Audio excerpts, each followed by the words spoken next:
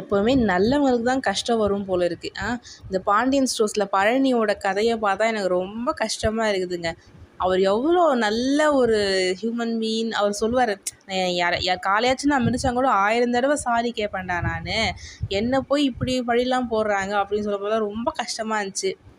எப்படி சேகரிக்க ஆசையில் ரோகிணி மாட்டுவாங்க அப்படின்னு வெயிட் பண்ணிட்டு இருக்கோம். இந்த சுகன்யாவோட சுயரூபம் எப்போ எல்லாருக்கும் தெரிய வந்து அவளை திட்டி எப்போ அது நடக்கும்னு எனக்கு தெரியல. ஏன்னா ஓவராக பண்ணிட்டு இருக்காங்க.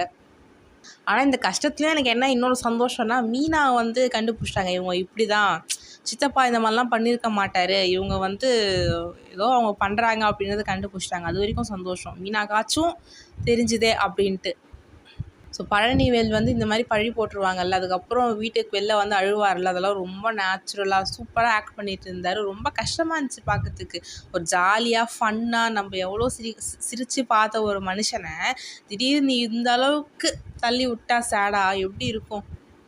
இல்லை இன்னொன்று என்னென்னா, பழனிவேலையும் மீனாவையும் சேர்த்து வச்சு அவங்க அந்த பொண்ணு பேசும். அதெல்லாம் ரொம்ப காண்டாச்சு பார்க்கறதுக்கு. சரவணனும் பழனிவேலும் பேசிகிட்டு இருக்கும்போது, இந்த மாதிரி மாமா நீ ஃபஸ்ட்லாம் எப்படி சிரிச்சுட்டே இருப்ப, இப்போல்லாம் சிரிக்கிறதே இல்லையம்மா. உடனே பழனிவேல் சொல்லுவார், நான் ஃபஸ்ட்லாம் ரொம்ப சிரிச்சிட்டேன்டா, கடவுள் நல்லால் தான் இனிமேட்டு அவள் வந்து சிரிக்கவே வேணாம் அப்படின்னு நினச்சிட்டா இருக்க போலன்னு சொல்லும்போதுலாம் ரொம்ப கஷ்டமாக இருந்துச்சுங்க.